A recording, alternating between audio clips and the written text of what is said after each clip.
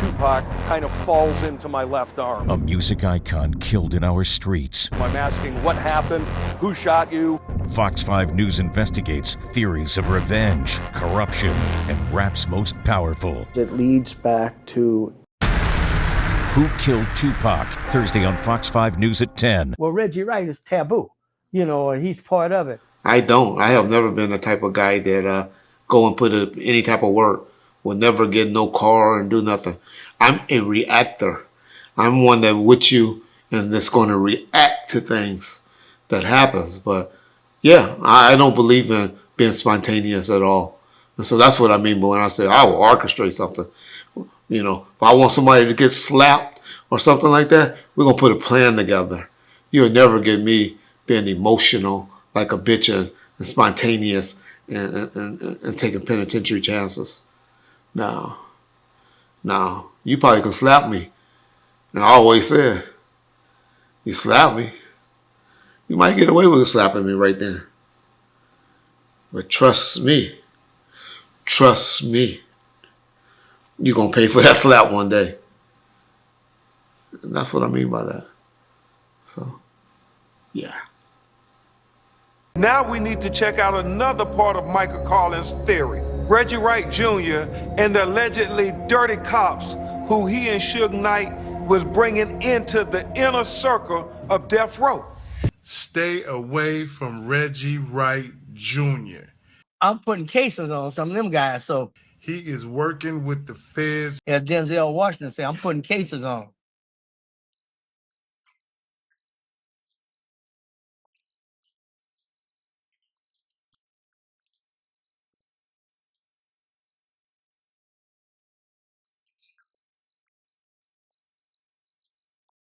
You got a lot to cover up, y'all. Freudian slip. You got a lot to cover up. We got a lot to cover up. Well, who do you think killed Tupac?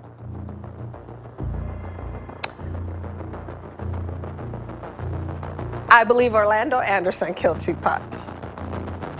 Are Sharitha and Reggie Wright Jr. telling the truth?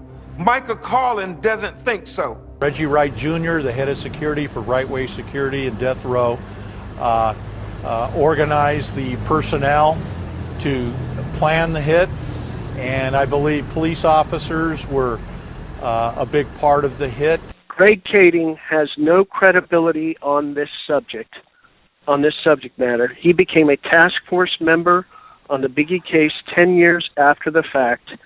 Kading left the LAPD in disgrace for his false testimony on a federal murder and racketeering case, United States versus George Toros Ramos, CR 06-656A SVW. Guilty verdicts were overturned in part due to Kading's testimony. He said LAPD cleared him of those charges, but that is not entirely true. Kading also had some help writing his book from disgraced LA Times reporter Chuck Phillips. Kading forgets there were actual eyewitnesses to the Biggie killing. He spends a lot of time talking about things he knows nothing about. This is a desperate attempt for Kading to salvage his reputation. Suge Knight is a suspect, but not for the reasons Kading talks about. In closing, Kading never attempted to interview me regarding the Biggie investigation. He makes a lot of false statements about me and my part in the investigation. Retired LAPD homicide detective Russell Poole. You got a lot to cover up, y'all. Freudian slip. You got a lot to cover up. We got a lot to cover up. Greg, what were you doing in 1996? Wait a second. Are we really going to get into, what were you doing the night of Tupac Shakur's murder? So, guys. What's going on? Greg Kading is out. His lawyer won't let him do it, so we've been waiting around for Kading all day, and now he's not he's a coming. no-show. Really, I wanted to talk to him because there's so much to ask him. Yeah. Greg Kading, the LAPD officer we spoke to for this piece, has published a book and has a documentary about his findings. He was taken off the investigation after an internal review found him guilty of altering witness statements. This world is such a, and when I say this world, I mean it. I don't mean in an ideal sense. I mean in every day, every little thing you do. It's such a, gimme, gimme, gimme.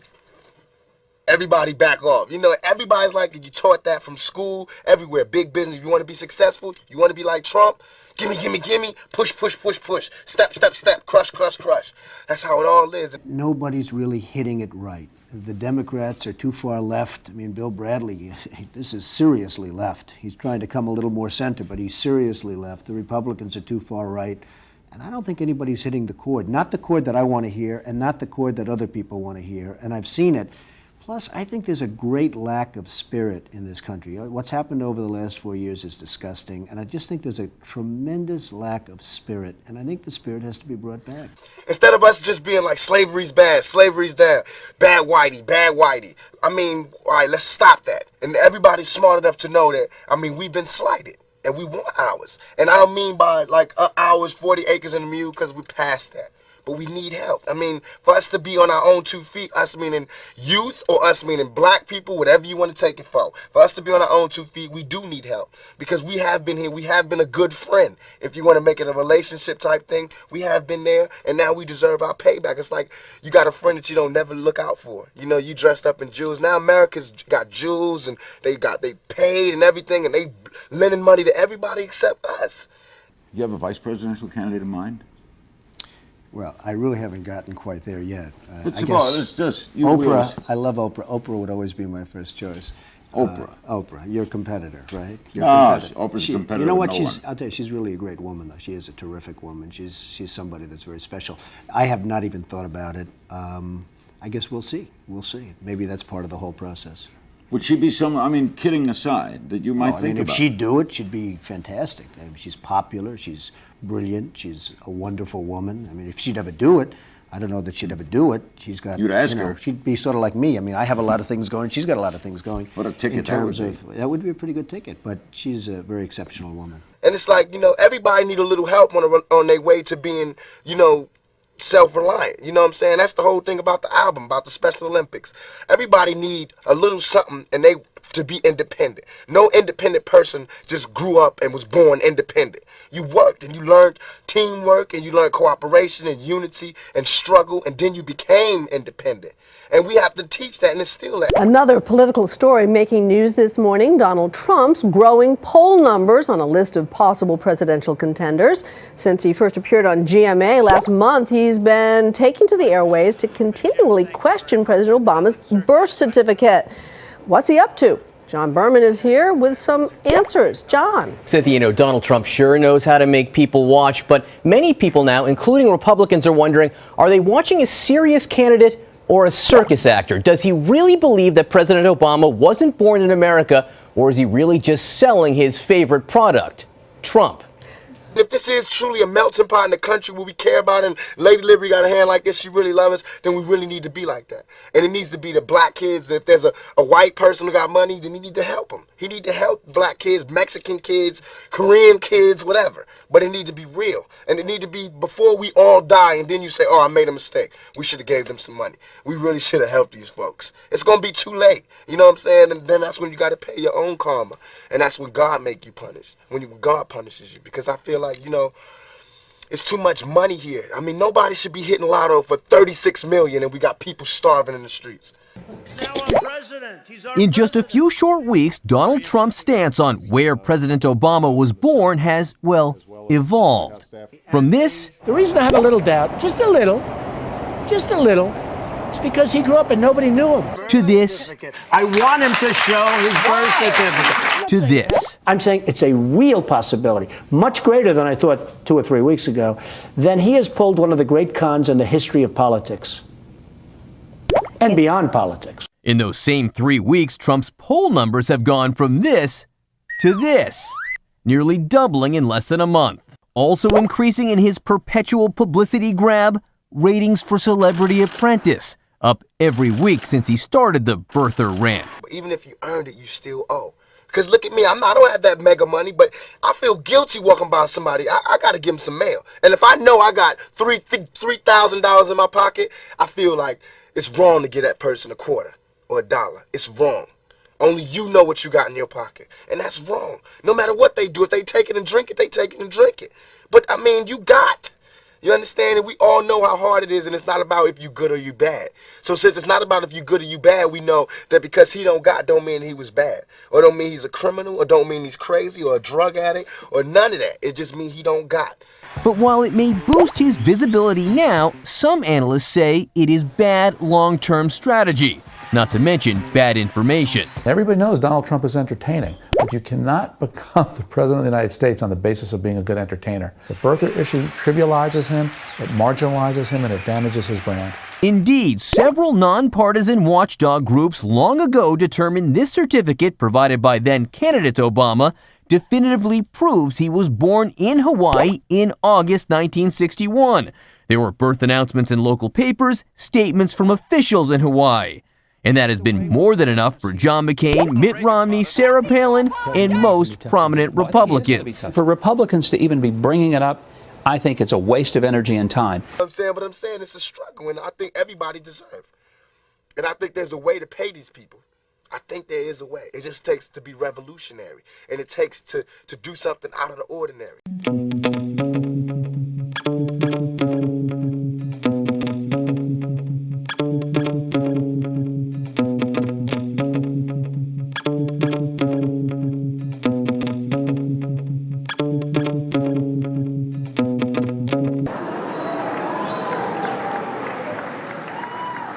Michelle Bachmann is here, though, I understand, and she is thinking about running for president, which is weird because I hear she was born in Canada. Yes, Michelle, this is how it starts. Just letting you know.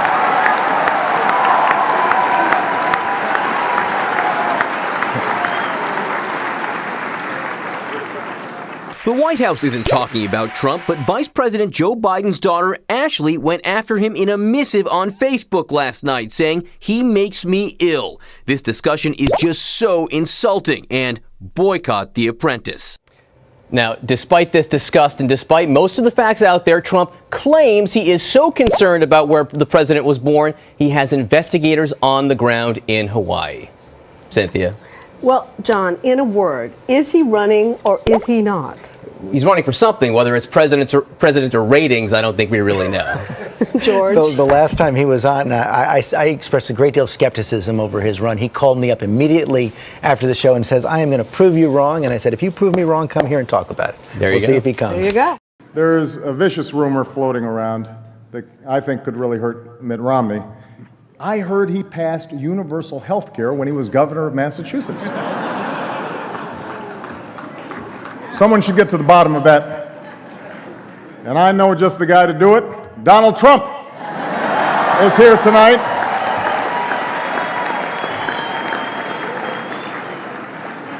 Now, I know that he's taken some flack lately, but no one is happier, no one is prouder to put this birth certificate matter to rest than the Donald. And that's because he can finally get back to focusing on the issues that matter. Like, did we fake the moon landing? What really happened in Roswell?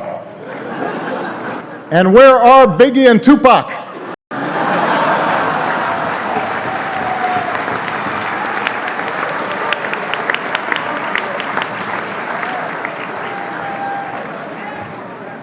All kidding aside, obviously we all know about your credentials and breadth of experience.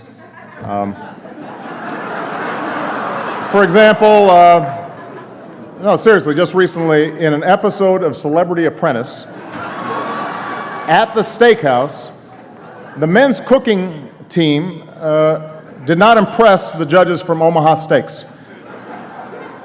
And there was a lot of blame to go around, but you, Mr. Trump, recognized that the real problem was a lack of leadership. And so ultimately you didn't blame Little John or Meatloaf. You fired Gary Busey. And these are the kind of decisions that would keep me up at night.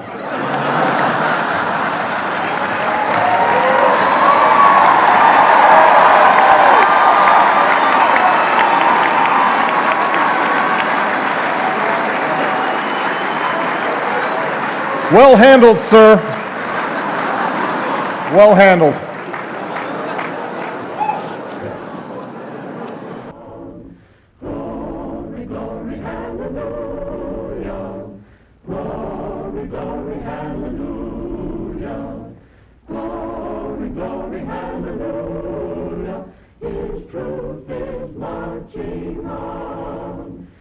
Say what you will about Mr. Trump, he certainly would bring some change to the White House. Let's see what we've got up there.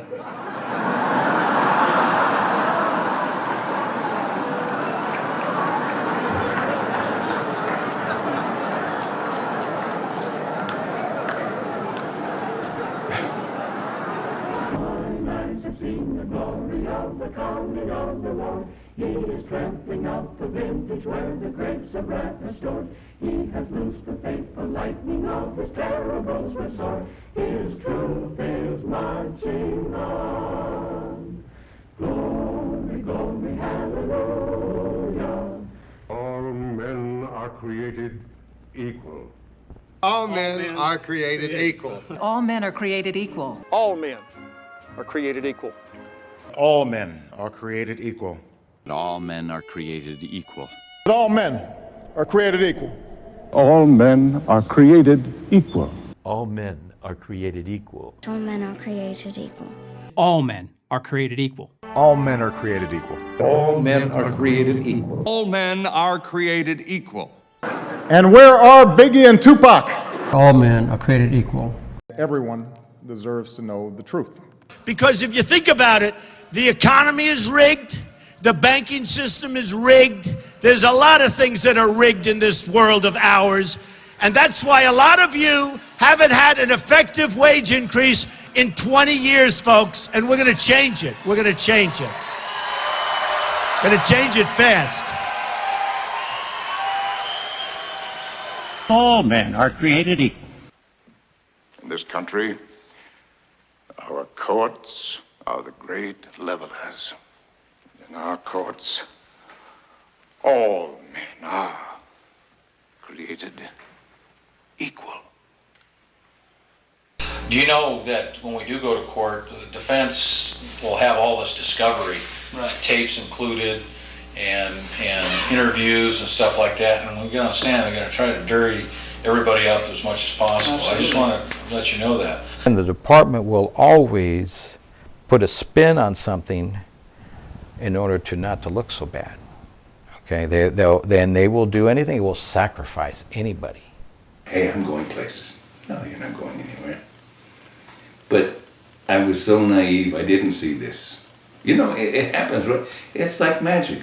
Sleight of hand. Yeah. They do it right in front of you, and then they show you how they do it, and you still can't see it because you don't want to.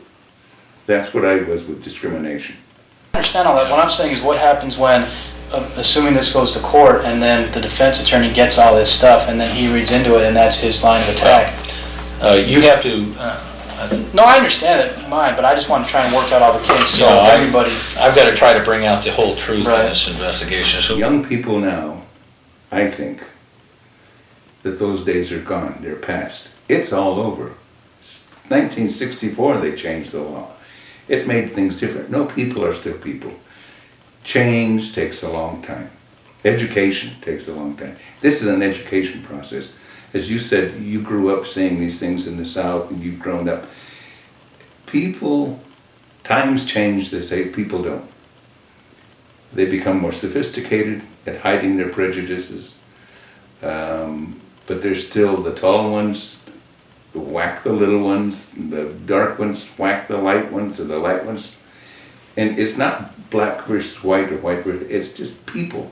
Why? We have a fallen nature, I think. We mean well, but we don't always do what we intend.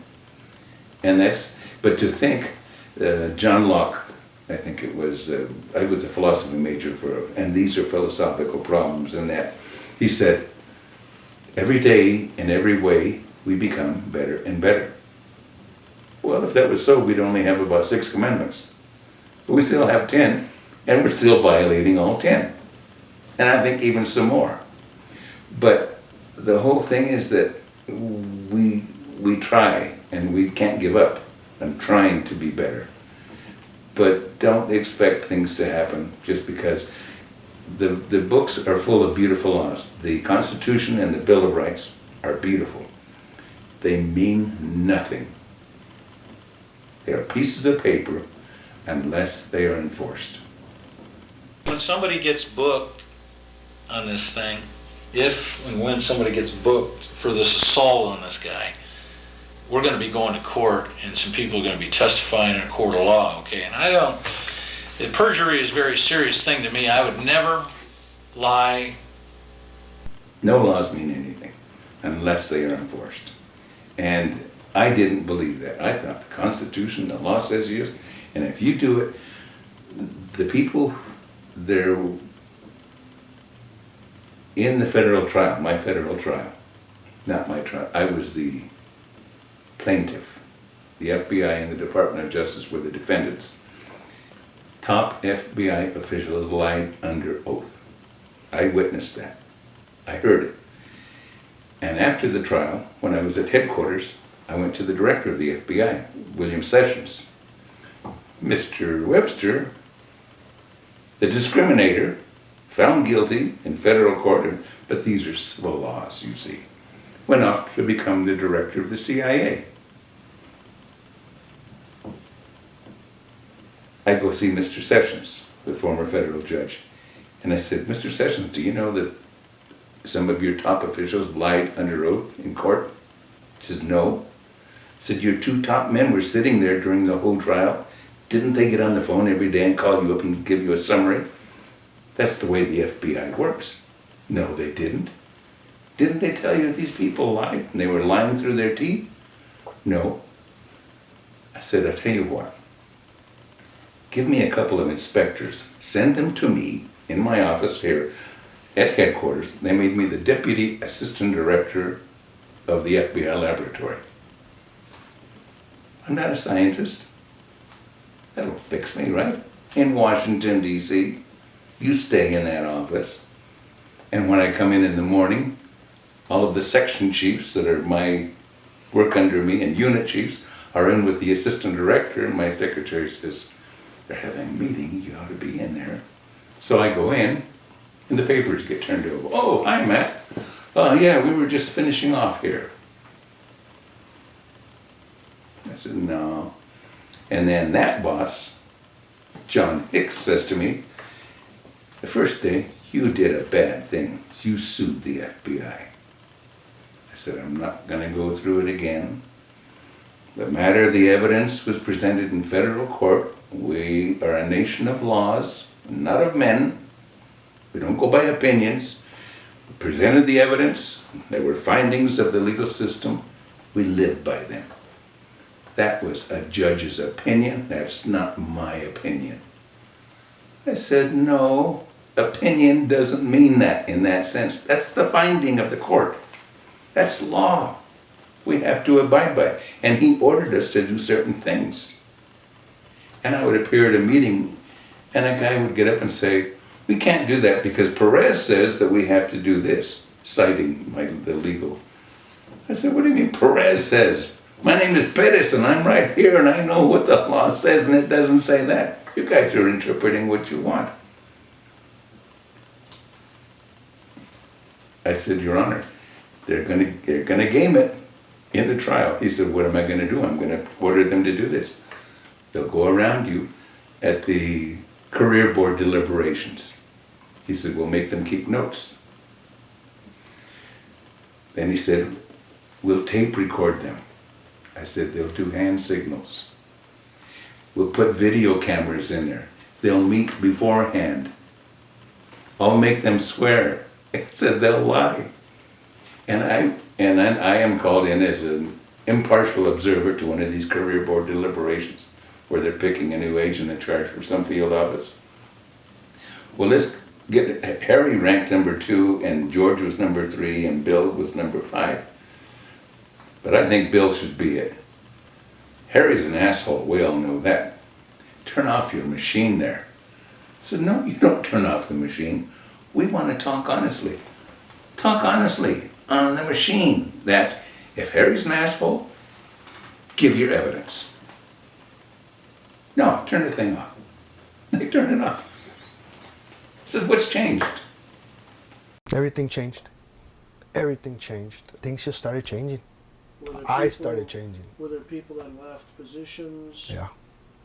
And our friend Florentino Ventura was killed. He was a backbone. And everything turned on us. Completely. We found Cuban intelligence officers in the police of Puerto Rico who were allegedly Dominicans. And the difficult part was they were working with us on the terrorism, but against us, and we're trying to figure out what we were doing in the corruption case against them. They had murdered some people.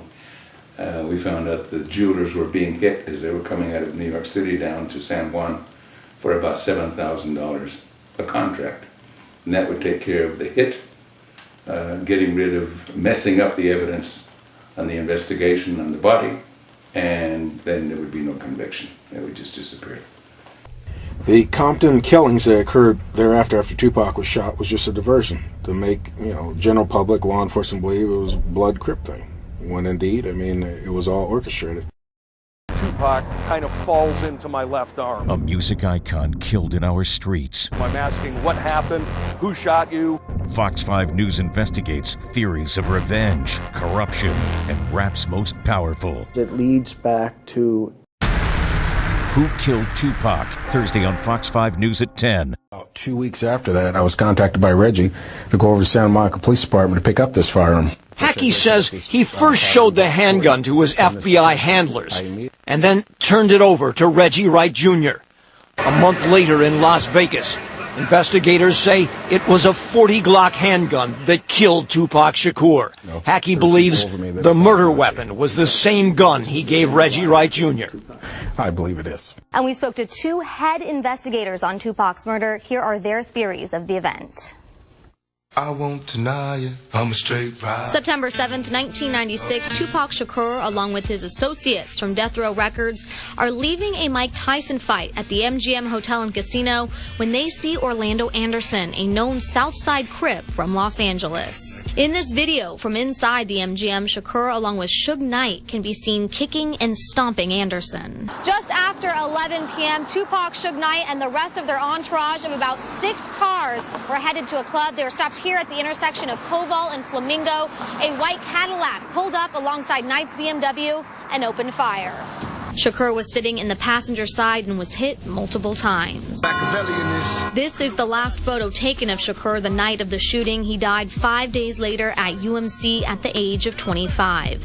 6 months later in Los Angeles, East Coast rapper Christopher Wallace, otherwise known as Notorious B.I.G., is gunned down leaving a party. LAPD detective Russell Poole is assigned the case and found the murder of Shakur and Wallace were connected. Russell Poole was investigating this crime, and it kept leading to off-duty police officers.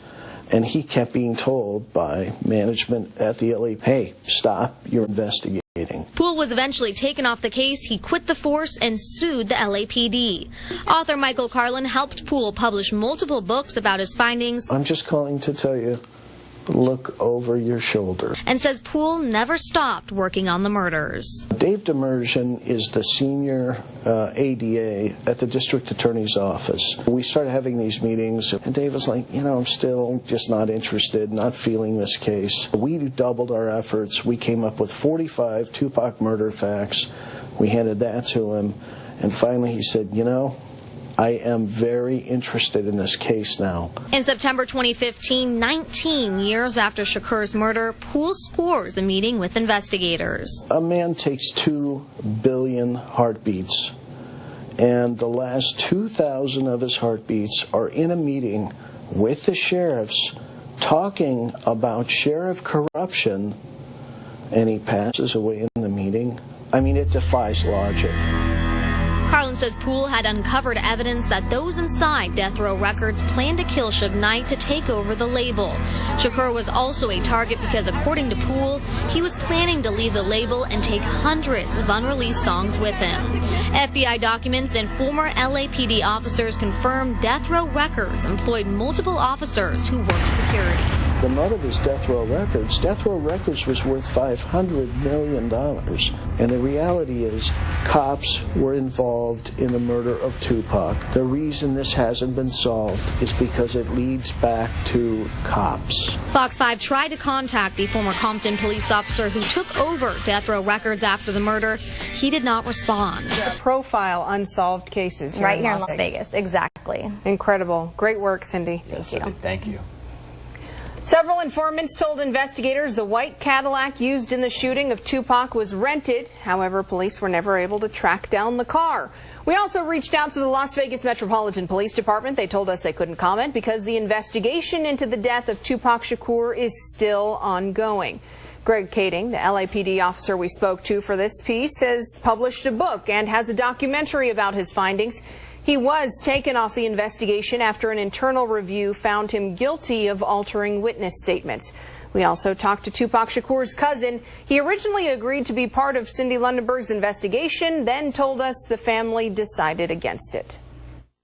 What up, Ballford family? How y'all doing? Hey, John, you got a lot to cover up, y'all. You know, we got a lot to cover up.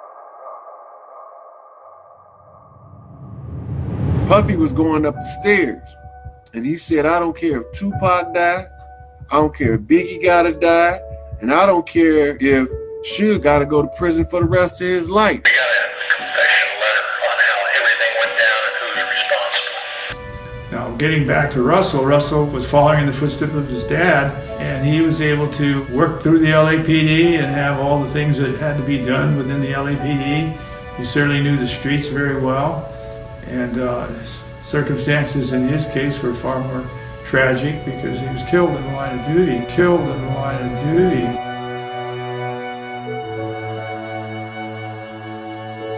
Hold your head on repeat. Listen to the beat again and again in my playpen till Tupac appeared to me. Finally I see. How do we keep the music playing with these devils betraying? Rap games, ghost, hocus pocus flows, exposing my foes and their John Does. Mad respect, Russell Poole detect, murderers checked. Now rest your head, bless the dead while the message spreads. Machiavelli said, my killers have not yet bled. They got to be sorry for what they did. Like I said, I had two of the toughest guys for him. And Reggie pulled them off of me. It didn't have to happen. I told him to send 5 guys from the club to there, and they never sent nobody. Suge was set up. I'm like, cuz, you going to Vegas? You going to Vegas, cuz? They finna try to do something to me. I mean, murder is pretty simple. The first person you go after is the spouse. Perez and them was all involved. They were trying to kill me too, but see, because Perez and Reg was good friends, and Perez and Sarita and Reg is great friends, and so all those three together was trying to plot. Why would I want a paper trail when I never brought him around nowhere? So if I'm gonna hide him in secret, you think I'm gonna let somebody catch a paper trail? They were paid cash by Snoop. This call and your telephone number will be monitored and recorded. It was a murder for hire hit.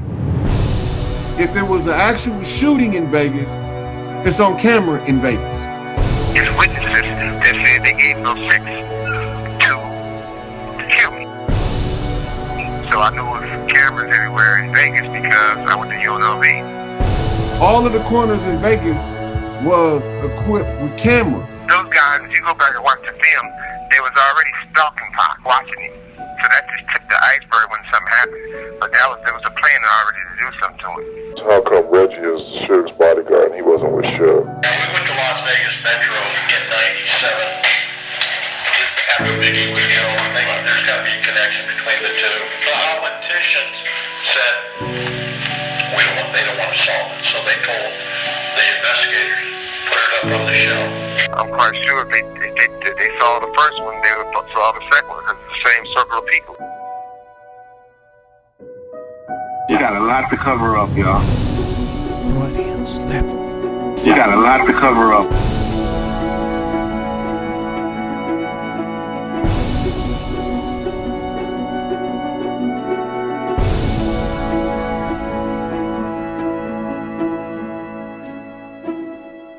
Orlando wasn't even the shooter, you know? He was actually a good kid, too, you know? The same guy that told them Orlando Anderson told them that Biggie got killed by the Southside Crips. No, it wasn't the discrepancy. The discrepancy is people say I called names. I didn't call names. I didn't say it was Orlando, Keefe, and all of them. I had gotten all kind of intelligence from my informants an hour after the shooting went down. He called me and started telling me, hey, man, you know, there was Orlando and them behind this. They got in a fight because they saw the chain, saw Orlando and all that. He says, but it's them. I didn't know about the beatdown until a couple of days later. Trickery, witchery, foolery, flop, plot to take out Suge and Pac. Traffic stop starts the clock. Collusion of industry, street and cop. Filmmaker takes one last shot. 60 seconds after, no more laughter. Half dead whips out Fatal's Glock. Pop, pop, pop, pop, pop, pop. Quite the head turner, they's dad came over Nate's burner. Got 'em on Porky Squawker, surviving a real shocker. Fat ass said, we got a lot to cover up, y'all, and that's what's up. Stripped the straps, unloaded gats, Buntry shot back. 3 men in the caddy, just smoked a fatty, but it wasn't Sugar Daddy. Supposedly there's a hit on Suge. Wounds are life-threatening, but serious, not in critical condition at this time. And the person, as you are already aware, who was the passenger in this vehicle, is a known rap performer by the name of Tupac Shakur. With Tupac, I still got a 45 bullet into my skull.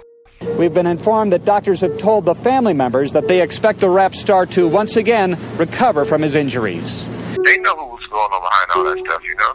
How much would it cost to get rid of Suge? They said, what you mean by get rid of him? He said, kill him.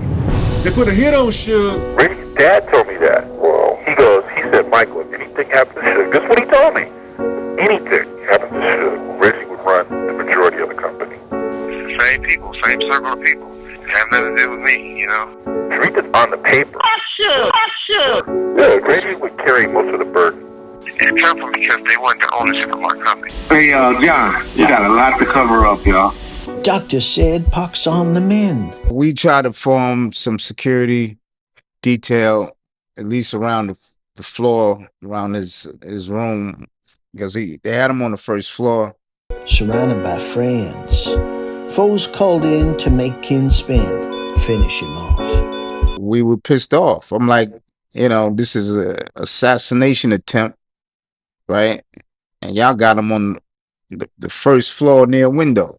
Pac shook the bed, for his life he pled. By the time I got there, remember I was coming from LA. So by the time I got there, he had tubes in his throat, in his nose, in his mouth. So he ain't talk to me, not verbally. He was conscious. He was trying to talk. He did want to talk, but he didn't actually verbalize any words. I always, you know, that's going to be one of the biggest mysteries in my life, because he was trying to tell me something. He was trying so hard. He was shaking the bed. He was looking at me, you know, with his big old eyes, you know, and I know he was trying to tell me something, but I don't know. IVs to the vein go straight to the brain. Poison would ease his pain. It only took a drop to make his heart stop. D.O.G. Scorsese created the distraction. Lulled protectors in action for the final transaction.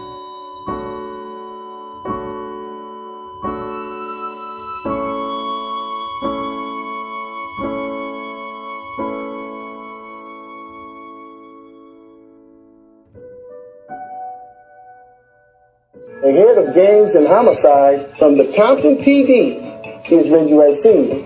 And the head of security at Death Row is Reggie Wright Jr.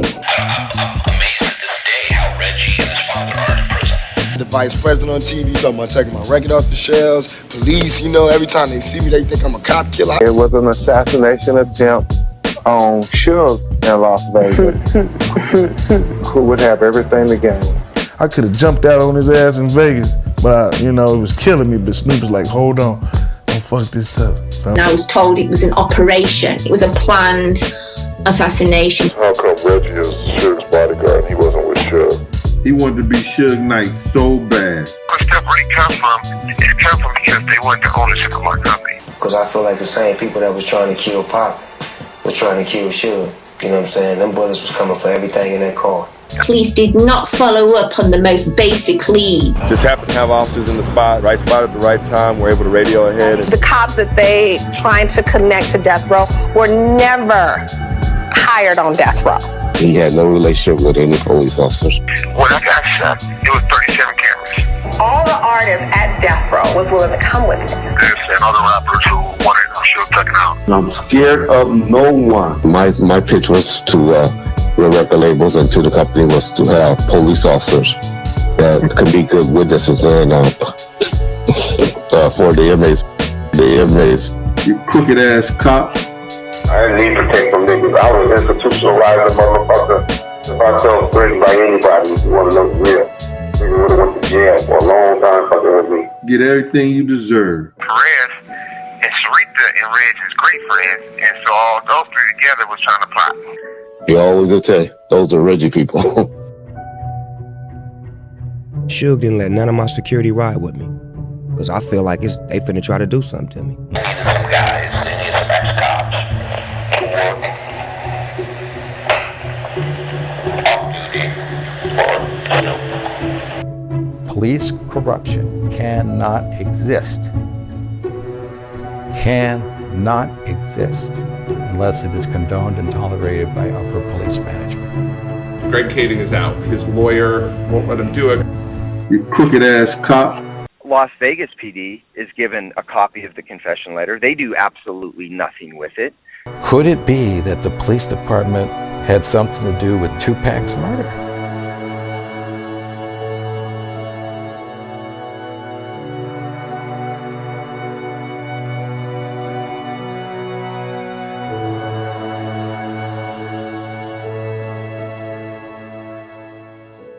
Coroner's hearse, idols nearby.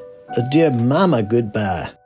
Rushed autopsy, quick cremation, police celebrations. Enemies snicker, Haitian bootlicker.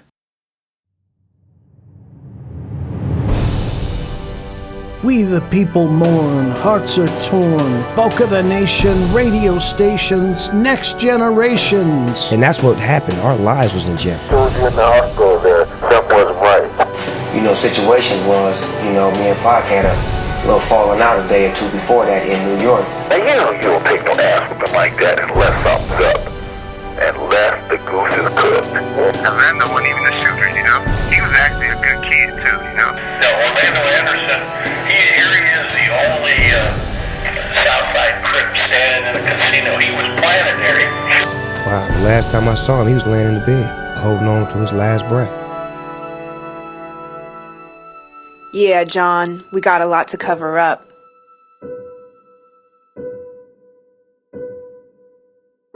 Sold cops throw shade and blame, fill the frame.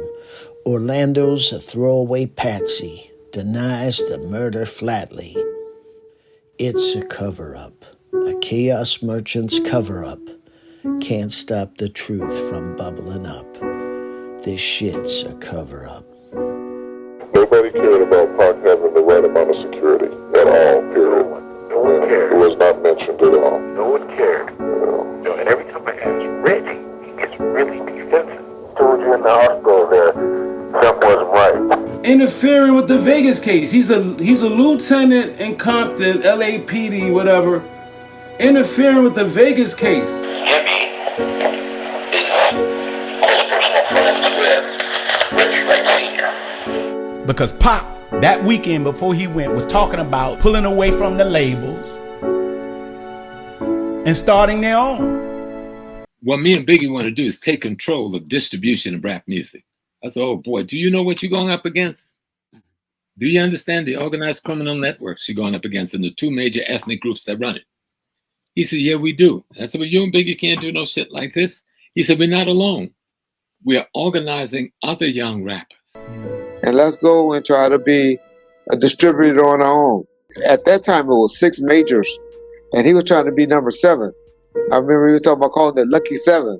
said, if you control distribution, you can let them have their labels, you can give them anything else they want, but control distribution.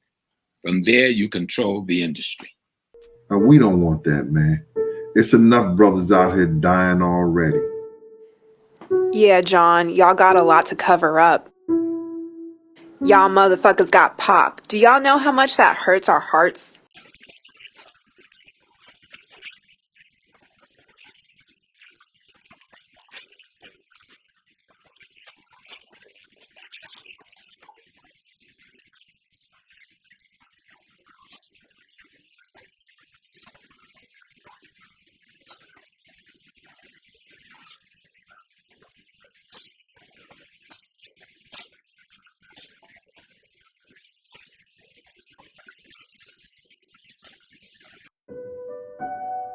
Quail made you famous, your voice made you dangerous. Victim of jealousy, pour out your Hennessy. Death is calling me.